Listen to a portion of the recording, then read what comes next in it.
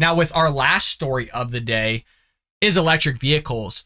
And if you recall, the government is pushing this whole thing of having a certain amount of electric vehicles being sold in the United States by like 2030 or 2035. We'll get into the details here. Well, a CEO came out, a CEO of a mining company that mines lithium, basically saying there's no way in hell we're going to be able to meet that demand, which is going to drive up the cost of lithium batteries. Wait till we get into this, folks. Climate provisions in the Inflation Reduction Act put the U.S. back on track towards significant emission reductions, potentially reducing greenhouse gas output by 40% of 2005 levels. But one miner warned that when it comes to the transportation sector, domestic resources for lithium, the most critical mineral used for electric vehicle production, may not be sufficient enough to meet some of the most ambitious targets. The Biden administration, for instance, aims to slash the sale of gas-powered vehicles to 50% of all new purchases by 2030. Yes, we'll eventually have enough, but not by that time. This comes from the CEO of a lithium mining company that was interviewed by Yahoo Finance. Quote, there's going to be a real crunch to get the material. We don't have enough in the world to turn that much lithium production in the world by 2035. And I just want to show you a little bit of an infographic here that shows the key battery raw materials for EVs, electric vehicles. This shows global production and projected demand. So you have it in millions on the left. You have lithium on the right, going all the way to nickel on the right. Nickel obviously is on par. It looks like we'll be able to meet that demand. But if you look by 2050s, what's in yellow, according to 2018 in that, what is that, orangish red, lithium and cobalt. I mean, you look at graphite as well. Just the whole idea of this looks nuts when you look at this graph in terms of what we're able to mine, what we're able to produce to meet the requirement for the government. It's asinine. It's crazy. And this happens all the time with the Biden administration. They put in asinine things without actually thinking how they work. You want a prime example? Afghanistan. You have this whole thing. Let's just pull out. You got people falling from planes. You got people being gang raped by the Taliban. You have them freaking frying up people's babies and freaking fire pits and stoves and all this stuff. They just want to pull out. They don't want to even think about how things need to be solved and handled. Same thing here. They don't want to think about how everything needs to work. They don't want to think about the supply chain, the production, how much is stuff going to cost? Can we actually mine this stuff? They don't want to think about all that. They just institute things. We'll figure it out later. That's the Democrat Party for you, folks. With the average electric car battery requiring roughly 8 to 10 kilograms of the metal, lithium remains a crucial metal in the transition of emission-free vehicles. Growing demand has caused the price of lithium carbonate to nearly double this year alone. Just this year, it's doubled. So if they can't meet that demand by 2035, do you think that the price is going to go up? Do you think it's going to shoot through the roof? I think so. Meaning the price of your electric vehicle is going to what? Increase through the roof. But the government's forcing businesses to sell at least 50% of their vehicles to be EV free to consumers like you and I.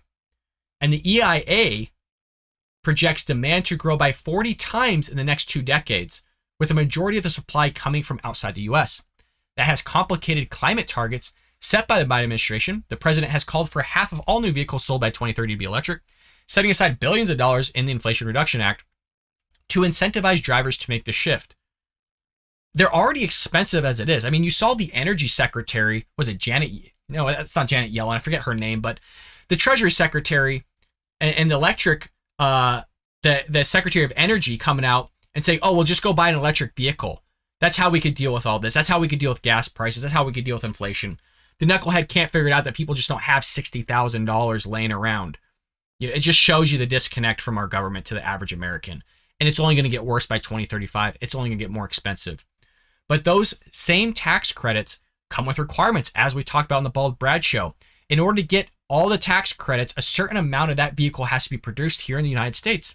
To even get half of it, you have to meet certain requirements, which makes most electric vehicles ineligible for you to actually receive that credit in the first place.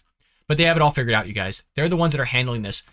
Whenever you hear the government saying they have things figured out, that they've handled it, they got it all clear, everything's good, you should be worried because the government sucks at everything.